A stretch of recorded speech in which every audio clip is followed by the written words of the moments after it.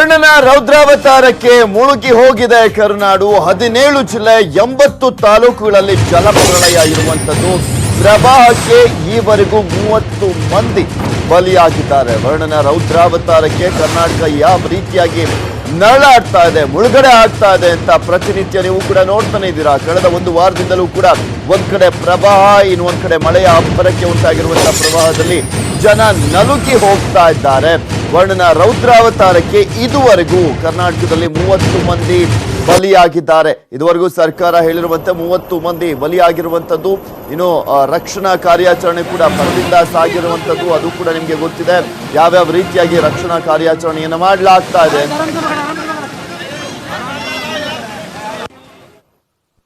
ವರ್ಣನ ಅಬ್ಬರಕ್ಕೆ ಮೈಸೂರಿನಲ್ಲಿ ಮತ್ತೊಂದು ಬಲಿಯಾಗಿದೆ. ಮನೆಯ ಗೋಡೆ ಕುಸಿದು ಮುಬೀನಾ ತಾಜ್ ಸಾವನ್ನಪ್ಪಿರುವಂತದ್ದು. ಹುಣಸೂರಿನ ಬಲ್ಲೇನಹಳ್ಳಿ ಗ್ರಾಮದಲ್ಲಿ ಒಂದು ಘಟನೆ ನಡೆದಿದೆ. ವರ್ಣನ ಅಬ್ಬರಕ್ಕೆ ಮತ್ತೊಂದು ಬಲಿಯಾಗಿದೆ. ಅದು ಮೈಸೂರಿನಲ್ಲಿ ಮನೆಯ ಗೋಡೆ ಕುಸಿದು ಮುಬೀನಾ ತಾಜ್ ಎಂಬ ಮಹಿಳೆ ಸಾವನ್ನಪ್ಪಿರುವಂತದ್ದು. ಹುಣಸೂರಿನಲ್ಲಿ ಒಂದು ಘಟನೆ ನಡೆದಿದೆ. ಮಳೆಯಿಂದಾಗಿ ಶಿಥಿಲಗೊಂಡಿತ್ತು ಮನೆಯ ಗೋಡೆ.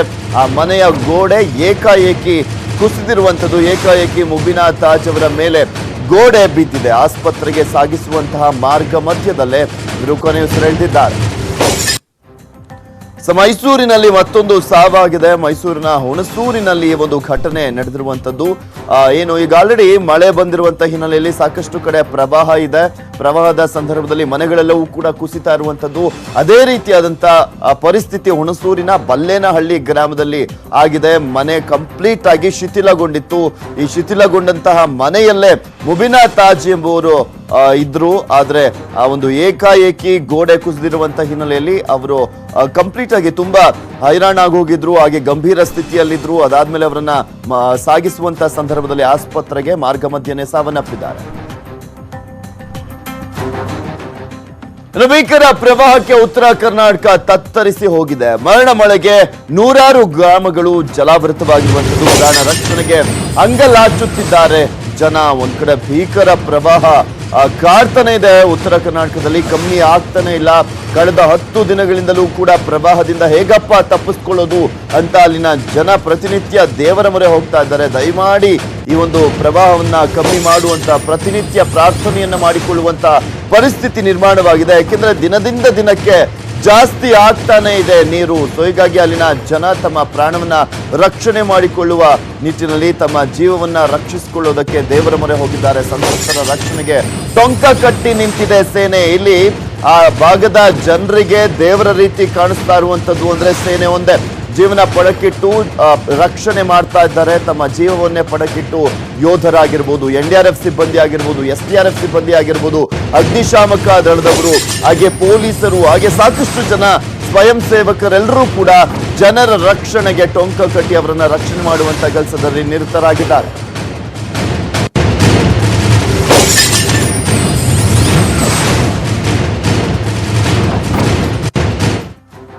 ಭಾರತೀಯ ಸೇನೆಯ ರಕ್ಷಣಾ ಕಾರ್ಯಾಚರಣೆಯ ರೋಚಕ ದೃಶ್ಯಾವಳಿಗಳನ್ನ ನ್ಯೂಸ್ 18 ಕನ್ನಡ ಸೆರೆ ಹಿಡಿದಿದೆ. ಅದನ್ನ ನಿಮ್ಗೆ ತೋರಿಸ್ತಾನೆ ಇದೀವಿ. ಕಳೆದ ಒಂದು ವಾರದಿಂದಲೂ ಕೂಡ ಸೇನೆಯ ಹೆಲಿಕಾಪ್ಟರ್ ನಲ್ಲಿ ತೆರಳಿದ್ರು ನಮ್ಮ ಪ್ರತಿನಿಧಿ ಪರಶುರಾಮ್, ತಹಶೀಲ್ದಾರ್ ಮತ್ತು ಕ್ಯಾಮರಾಮನ್ ಕಿರಣ್. ಯಾವ ರೀತಿಯಾಗಿ ರಕ್ಷಣಾ ಕಾರ್ಯಾಚರಣೆಯನ್ನ ಮಾಡಲಾಗ್ತಾ ಇದೆ, ಯಾವ ರೀತಿಯಾಗಿ ಅಲ್ಲಿರುವಂತಹ ಜನರನ್ನ ರಕ್ಷಣೆ ಮಾಡಲಾಗ್ತಾ ಇದೆ ಅನ್ನೋದ್ರ ಬಗ್ಗೆ ಅತ್ಯದ್ಭುತ ಚಿತ್ರಣವನ್ನ ನ್ಯೂಸ್ 18 ವೀಕ್ಷಕರಿಗೆ ಕಟ್ಟಿಕೊಟ್ಟಿದ್ದಾರೆ. ಅದನ್ನ ಒಂದ್ಸಲಿ ನೋಡ್ಕೋಬಹುದು.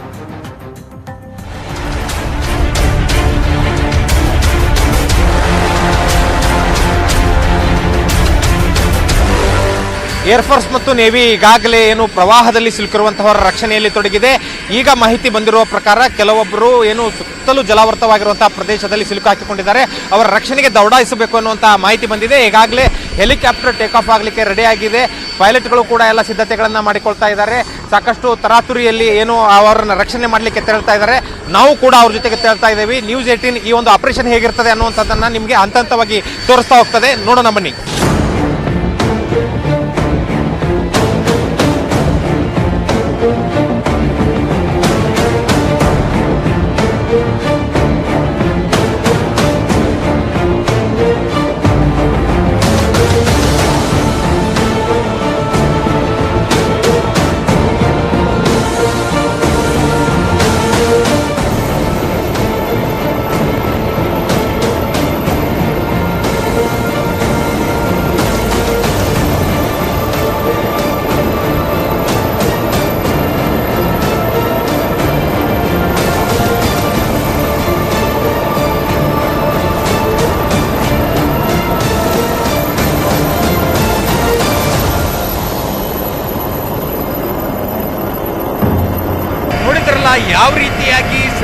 ಹೆಲಿಕಾಪ್ಟರ್ ಮೂಲಕ ಈ ಒಂದು ರೆಸ್ಕ್ಯೂ ಕಾರ್ಯವನ್ನು ನಡೆಸಲಾಯಿತು, ಜೊತೆಗೆ ರಕ್ಷಿಸಿ ಕರೆತರಲಾಯಿತು. ಈಗಾಗಲೇ ನಮ್ಮ ಜೊತೆಗೆ ಗಮನಿಸಬಹುದು 5 ಜನರನ್ನ ರಕ್ಷಿಸುವಲ್ಲಿ ಈ ಒಂದು ನೇವಿ ಹೆಲಿಕಾಪ್ಟರ್ ಸಕ್ಸಸ್ ಆಗಿದೆ. ಅದರಲ್ಲಿ 2 ಮಹಿಳೆಯರಿದ್ದಾರೆ, ಓರ್ವ ವೃದ್ಧ ಇದ್ದಾರೆ, ಇನ್ನೊಬ್ಬರು ಇನ್ನಿಬ್ಬರು ವ್ಯಕ್ತಿಗಳಿದ್ದಾರೆ. ಒಟ್ಟು 5 ಜನರನ್ನ ರೆಸ್ಕ್ಯೂ ಮಾಡಿ ತರಲಾಗ್ತಾ ಇದೆ. ಇವರನ್ನ ಹೆಲಿಕಾಪ್ಟರ್ ಮೂಲಕ ಕರೆದುಕೊಂಡು ಈಗ ಬೆಳಗಾವಿಗೆ ತೆರಳಲಾಗ್ತಾ ಇದೆ.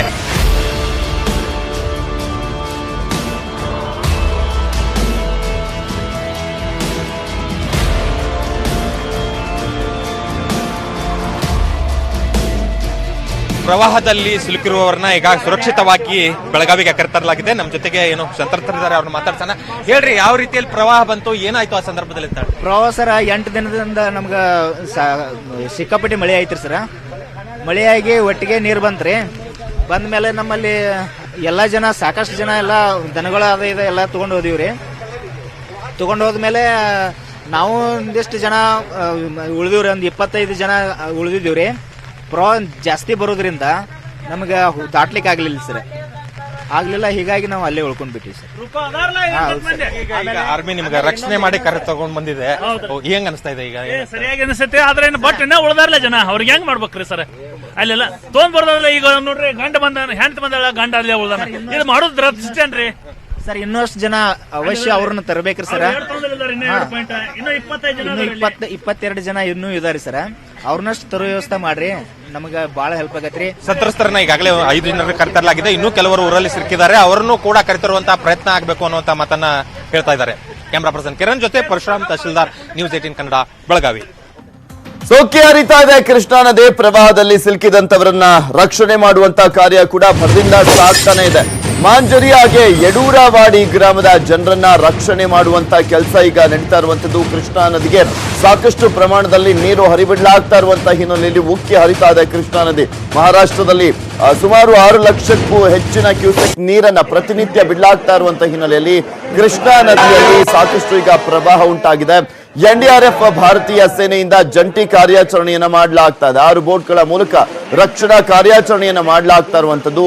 1 ವರ್ಷದ ಮಗು ಹಾಗೂ ತಾಯಿಯನ್ನ ರಕ್ಷಣೆ ಮಾಡಲಾಗಿದೆ. ಈ ಬಗ್ಗೆ ನಮ್ಮ ಪ್ರತಿನಿಧಿ ಲೋಹಿತ್ ಅಲ್ಲಿ ಎಕ್ಸ್ಕ್ಲೂಸಿವ್ ಆಗಿ ವಾಕ್ಥ್ರೂವನ್ನ ಕೂಡ ಮಾಡಿದ್ದಾರೆ. ಯಾವ ರೀತಿಯಾಗಿ ರಕ್ಷಣಾ ಕಾರ್ಯಾಚರಣೆ ನಡೀತಾ ಇದೆ, ಹಾಗೆ ಎನ್ಡಿಆರ್ಎಫ್ ಸಿಬ್ಬಂದಿ ಮತ್ತು ಒಂದ್ ಕಡೆ ಸೈನಿಕರು ಅಲ್ಲಿ ರಕ್ಷಣಾ ಕಾರ್ಯಾಚರಣೆಯಲ್ಲಿ ಗ್ರಾಮಸ್ಥರನ್ನ, ಜನರನ್ನ ರಕ್ಷಣೆ ಮಾಡುವಂತ ಕೆಲಸದಲ್ಲಿ ನಿರತರಾಗಿದ್ದಾರೆ ಅನ್ನೋದ್ರ ಬಗ್ಗೆ ವಾಕ್ಥ್ರೂವನ್ನ ಮಾಡಿದ್ದಾರೆ. ನೋಡ್ಕೋಬೇಡ.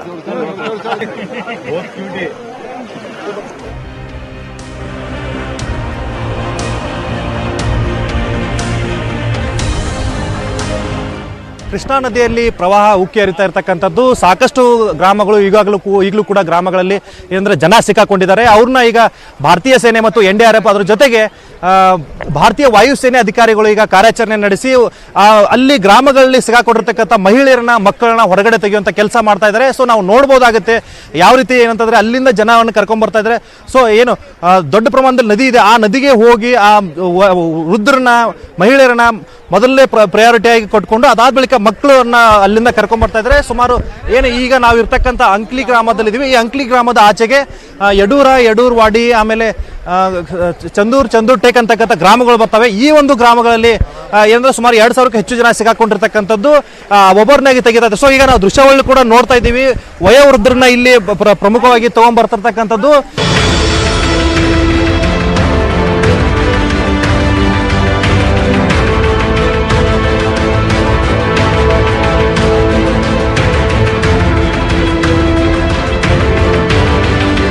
ಸೊ ಇದೇ ವಿಚಾರವಾಗಿ ಮಾತನಾಡೋಕೆ, ಅಲ್ಲಿ ಆಪರೇಷನ್ ಯಾವ ರೀತಿ ಇದೆ, ಅಲ್ಲಿ ಪರಿಸ್ಥಿತಿ ಹೇಗಿದೆ ಅಂತಕ್ಕಂಥ ವಿಚಾರವಾಗಿ ಮಾತನಾಡೋದಕ್ಕೆ ಏರ್ ಕಮಾಂಡರ್ ಆಗಿರ್ತಕ್ಕಂಥ आदित्य और नम जोतेगिद्दारे सो ಅವ್ರನ್ನು ಕೂಡ ನಾವು ಮಾತಾಡ್ಸೋಣ. सर अभी सिचुएशन क्या है? आप भी वहाँ पे जा चुके हैं, कितने लोग अभी भी बाकी हैं?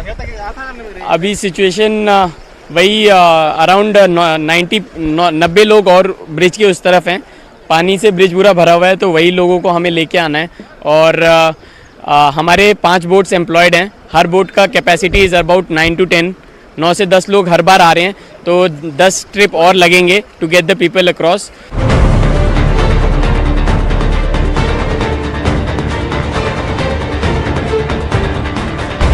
ಸರ್ ಬಂದಾಗಿಂದ ನಾವು 7 ಡೇಸ್ ಆಯ್ತು ಇವಾಗ ಬಂದಾಗಿದ್ದು ಕಂಟಿನ್ಯೂ ಆಗಿ. ಆಮೇಲೆ ಕಂಟಿನ್ಯೂ ಫಸ್ಟ್ ಸ್ಟಾರ್ಟಿಂಗಲ್ಲಿ ನಾವು ಹೋಗಿದ್ವಿ ಜುಗೋಳ್ ಅಂತೇಳಿ ಒಂದು ಪ್ಲೇಸು. ಅಲ್ಲಿಂದ ಒಂದು 1 ಕಿಲೋಮೀಟರ್ ಆಸ್ಪಾಸಲ್ಲಿ ರೆಸ್ಕ್ಯೂ ಕಾರ್ ನಮ್ಗೆ ಮೆಸೇಜ್ ಮೇಲೆ ಸಿಕ್ಕಿತ್ತು. ಅಲ್ಲಿಂದ ಕಮ್ಸೆ ಕಮ್ 150ವರೆಗೆ ನಾವು 150ವರೆಗೆ ನಾವು ಇದು ಮಾಡಿದ್ವಿ, ರೆಸ್ಕ್ಯೂ ಮಾಡಿದ್ವಿ. ಆಮೇಲೆ ನಿಪ್ಪಾನಿ ರೋಡಲ್ಲಿ ಬ್ಲಾಕ್ ಹೋಗಿತ್ತು, ಇದು ಸೇಮ್ ಲೊಕೇಶನ್ ಥರ ಬ್ಲಾಕ್ ಹೋಯ್ತು. ಆ ಲೊಕೇಶನ್ ಕೂಡ ನಾವು ಪ್ರೆಗ್ನೆಂಟ್ ಲೇಡಿ ಆಮೇಲೆ ಸ್ವಲ್ಪ ಬಿಮಾರಿ ಆದ್ಮಿತ್ತ ಅಲ್ಲಿಂದ ನಾವು ರೆಸ್ಕ್ಯೂ ಮಾಡಿದ್ವಿ. ನೆಕ್ಸ್ಟ್ ಟೈಮಿಗೆ ನಮಗೆ ಏನಿಲ್ಲ ಹೇಳಿದ್ರು ಇಲ್ಲಿವರೆಗೆ ಇಲ್ಲಿ ಫುಲ್ ಎಡೂರು ಇಲ್ಲಿಂದ ಮೇನ್ ಅಂದರೆ ಸರ್ ಜಾಸ್ತಿ ರಿಸ್ಕ್ ಕೆಲಸ ಸ್ವಲ್ಪ, ಯಾಕೆಂದರೆ ನೀರು ಅಷ್ಟು ಜಾಸ್ತಿನೇ ಬಂದಿದೆ ಇಲ್ಲಿ. ಇದು ಮುಂಚೆ ನೋಡ್ಬೇಕಂದ್ರೆ ಎಡೂರು ಮತ್ತೆ ಇಲ್ಲಿ ಚಂದ್ರಟೇಕು ಜಾಸ್ತಿ ನೀರು ಇದಾಗಿದೆ, ಪ್ರೆಷರ್ ಜಾಸ್ತಿ ಇದೆ ಸರ್. ನಮಗೆ ಕೊಂಚ ಬೋಟ್ ತೊಗೊಂಡು ಹೋಗ್ಲಿಕ್ಕೆ ನಮಗೆ ಜಾಸ್ತಿ ದಿಕ್ಕತ್ತಾಗ್ತಾ ಇದೆ. ಆದ್ರೂ ಪರವಾಗಿಲ್ಲ, ನಮ್ಗೆ ಎಷ್ಟು ಕರ್ತವ್ಯ ಇದೆ ಅದು ಸ್ವಲ್ಪ ಮಾಡ್ತಾ ಇದ್ದೀವಿ.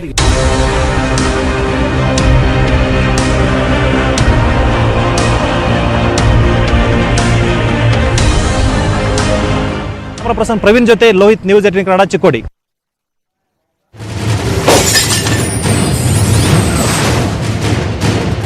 ಘಟಪ್ರಭಾ ನದಿಯಲ್ಲಿ ಭಾರಿ ಪ್ರವಾಹ ಉಂಟಾಗಿದೆ. ಗೋಕಾಕ್ ನಗರ ಸೇರಿದಂತೆ 25 ಗ್ರಾಮ ಜಲಾವೃತವಾಗಿದೆ. ಕಳೆದ 1 ವಾರದಿಂದಲೂ ಅಷ್ಟೇ ಗೋಕಾಕ್ ನಗರ ಅಂತೂ ಕಂಪ್ಲೀಟ್ ಆಗಿ ಜಲಾವೃತವಾಗಿರುವಂಥದ್ದು. ಮತ್ತಷ್ಟು ನೀರನ್ನು ಬಿಡಲಾಗ್ತಾ ಇರುವಂತಹ ಹಿನ್ನೆಲೆಯಲ್ಲಿ ಅಲ್ಲಿ ಮತ್ತಷ್ಟು ಗ್ರಾಮಗಳು ಜಲಾವೃತವಾಗ್ತಾ ಇದೆ. ಭರದಿಂದ ಸಾಗಿದೆ ರಕ್ಷಣಾ ಕಾರ್ಯ. ಘಟಪ್ರಭಾ ನದಿ ಕೂಡ ಉಕ್ಕಿ ಹರಿತಾ ಇದೆ. ಕೃಷ್ಣಾ ನದಿ, ಘಟಪ್ರಭಾ, ಮಲಪ್ರಭಾ ಎಲ್ಲಾ ನದಿಗಳು ಕೂಡ ತುಂಬಿ ಉಕ್ಕಿ ಹರಿತಾ ಇರುವಂತದ್ದು.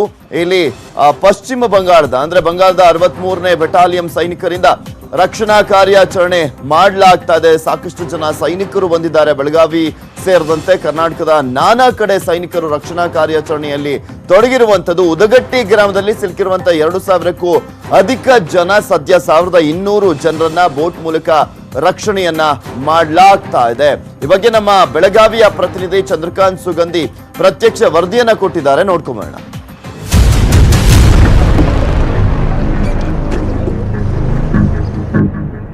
ಘಟಪ್ರಭಾ ಜಲಪ್ರಳಯದಿಂದ ನೂರಾರು ಜನ ನಡುಗಡ್ಡೆಯಲ್ಲಿ ಸಿಲುಕಿಕೊಂಡಿದ್ದಾರೆ. ನಾವೀಗ ಗೋಕಾಕ್ ತಾಲೂಕಿನ ಉದಗಟ್ಟಿ ಗ್ರಾಮದಲ್ಲಿದ್ದೇವೆ. ಇದು ಉದಗಟ್ಟಿ ಗ್ರಾಮದ ರಕ್ಷಣೆ ಮಾಡಿ ಇಲ್ಲಿ ತಂದು ಬಿಡಲಾಗ್ತಿದೆ. ಬಂಗಾಲ್ ರೆಜಿಮೆಂಟ್ 63 ಬೆಟಾಲಿಯನ್ ಸೈನಿಕರು 3 ದಿನಗಳಿಂದ ಕೂಡ ಪ್ರಯತ್ನ ಮಾಡ್ತಾ ಇದ್ದಾರೆ. 1000ಕ್ಕೂ ಹೆಚ್ಚು ಜನ ಈ ಒಂದು ಭಾಗದಲ್ಲಿ ಸಿಲುಕಿಕೊಂಡಿದ್ದು ಅವರೆಲ್ಲರೂ ಕೂಡ ರಕ್ಷಣಾ ಕಾರ್ಯಾಚರಣೆ ನೀಡ್ತಾ ಇದ್ದೀವಿ. ನೋಡ್ಬೋದು ನೀವು, ಉದಗಟ್ಟಿಯ ಶಾಲೆ ಸಂಪೂರ್ಣವಾಗಿ ಮುಳುಗಡೆಗೊಂಡಿರ್ತಕ್ಕಂಥದ್ದು.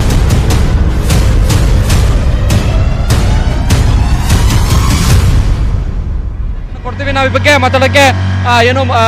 बंगाल रेजिमेंट इंजीनियर ಒಬ್ಬರು ಇದ್ದಾರೆ ನಮ್ಮ ಜೊತೆಗೆ, ಅವ್ರನ್ನ ಮಾತಾಡ್ಸೋಣ. अभी थोड़ा फ्लो कम हो रखा है, पीछे बेसिन में कहीं बारिश हो गई, उसके वजह से जो फ्लो बढ़ा था उसकी वजह से हमने अभी रुक गए थे. अभी फिर से हमने ऑपरेशन स्टार्ट कर दिया गया है.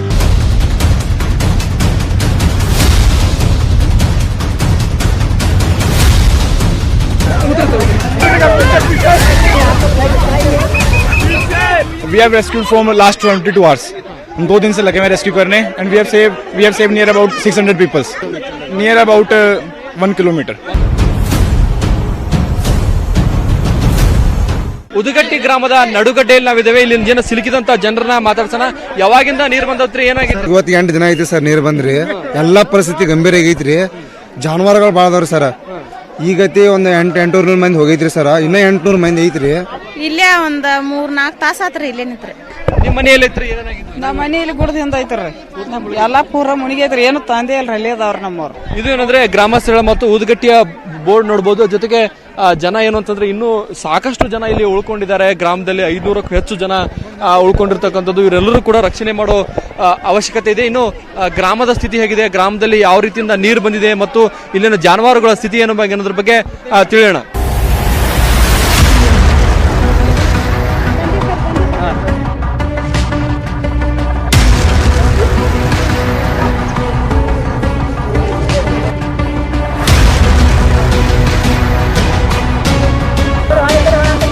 ಸ್ಥಳಗಳಿಗೆ ಜಾನುವಾರುಗಳನ್ನ ಇಲ್ಲಿ ಈ ಒಂದು ಗ್ರಾಮದಲ್ಲಿ ಕಟ್ಟಲಾಗಿದೆ. ಆದ್ರೆ ಜನರು ಹೋದ್ರೆ ಜಾನುವಾರುಗಳ ಸ್ಥಿತಿ ಏನು ಅಂತಕ್ಕಂಥದ್ದು ಇದೀಗ ಬಹುದೊಡ್ಡ ಪ್ರಶ್ನೆಯಾಗಿ ಕಾಣ್ತಿದೆ. ಜೊತೆಗೆ ಇಲ್ಲಿ ಇರ್ತಕ್ಕಂಥ ಜಾನುವಾರುಗಳಿಗೆ ಕೂಡ ಯಾವುದೇ ರೀತಿ ಮೇವು ಸಿಗ್ತಾ ಇಲ್ಲ. ಯಾಕಂದ್ರೆ ಗ್ರಾಮ ಸಂಪೂರ್ಣವಾಗಿ ನಡುಗಡ್ಡೆ ಆಗಿರೋದ್ರಿಂದ ಯಾವುದೇ ಜಾನುವಾರುಗಳಿಗೆ ಮೇವು ಸಿಗ್ತಾ ಇಲ್ಲ. ಇದರಿಂದ ಈ ಬಗ್ಗೆ ಮಾತಾಡಕ್ಕೆ ಸ್ಥಳೀಯರಾದರೆ ಜಾನುವಾರುಗಳ ಮೇವು ಹೇಗಿದೆ ಇಲ್ಲಿ ಈ ಗ್ರಾಮದಲ್ಲಿ? ಸರ್, ಮಂಗಳವಾರದಿಂದ ಸರ್ ಜಾನುವಾರಕ್ಕೆ ಒಂದು ಹಿಡಿ ಮೇವಿಲ್ಲ ರೀ ಸರ್. ಎಲ್ಲಾ ಗುಡ್ಡದಲ್ಲಿ ಹೊಡೆದು ಬಿಟ್ಟವ್ ಸರ್. ಅವು ದನಗಳು ಒದರಿ ಕೊರಗಾತಾವ್ ಸರ್. ಒಂದ್ ಹಿಡಿ ಮೇವು ಇಲ್ಲ. ಅವು ಅವಕ್ಕೇನು ಹೊಟ್ಟು ಇಲ್ಲ ಸರ್. ಬಿಚ್ಚಿ ಬಿಟ್ಟವ್ ಸರ, ಎಲ್ಲ ಗುಡ್ಡದಾಗ ಹೋಗಿ ಕೂತ್ ಬಿಟ್ಟಾವ್ ಸರ. ಪಾಪ ದನಗಳು ಮರಗಾತಾವ್ ಸರ್, ಫುಲ್ ಒದರ್ತಾವ್ ಸರ್. ಪ್ರವಾಹದಿಂದ ಉಂಟಾಗಿರುವಂತ ನಷ್ಟ ಈಗ ಏನು ಇಲ್ಲಿನ ಜನರನ್ನ ಸುರಕ್ಷಿತ ಸ್ಥಳಗಳಿಗೆ ಕರೆದುಕೊಂಡು ಹೋಗಿ ಬಿಡಲಾಗ್ತಿದೆ. ಆ ಒಂದು ಪ್ರಕ್ರಿಯೆ ಹೇಗಿದೆ ಅನ್ನೋದ್ರ ಬಗ್ಗೆ ನೋಡೋಣ.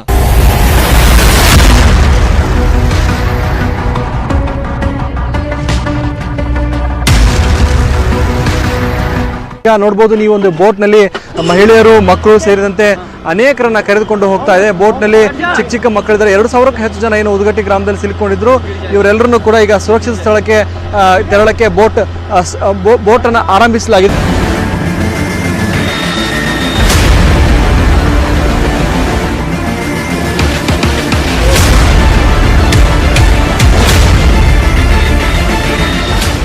ಉದುಗಟ್ಟಿ ಗ್ರಾಮದಲ್ಲಿ ಏನು ನಡುಗಡ್ಡೆಯಲ್ಲಿ ಸಿಲುಕೊಂಡಿದ್ರು ಅವರೆಲ್ಲರೂ ಕೂಡ ರಕ್ಷಣಾ ಕಾರ್ಯಾಚರಣೆ ನಡೆಸ್ತಾ ಇದೆ. ಈಗಾಗಲೇ ಏನಂತಂದ್ರೆ ಭಾರತೀಯ ಸೇನೆ ಅಧಿಕಾರಿಗಳಿಗೆ ಸ್ಥಳೀಯರು ಕೂಡ ಸಾಥ್ ನೀಡಿರ್ತಕ್ಕಂಥದ್ದು.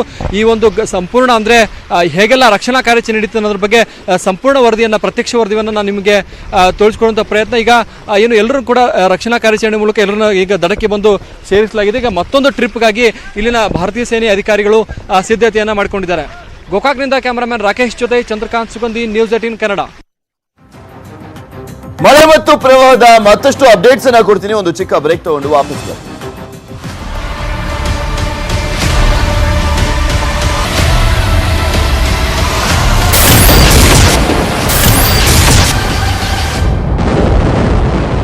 दिल में देश और देश की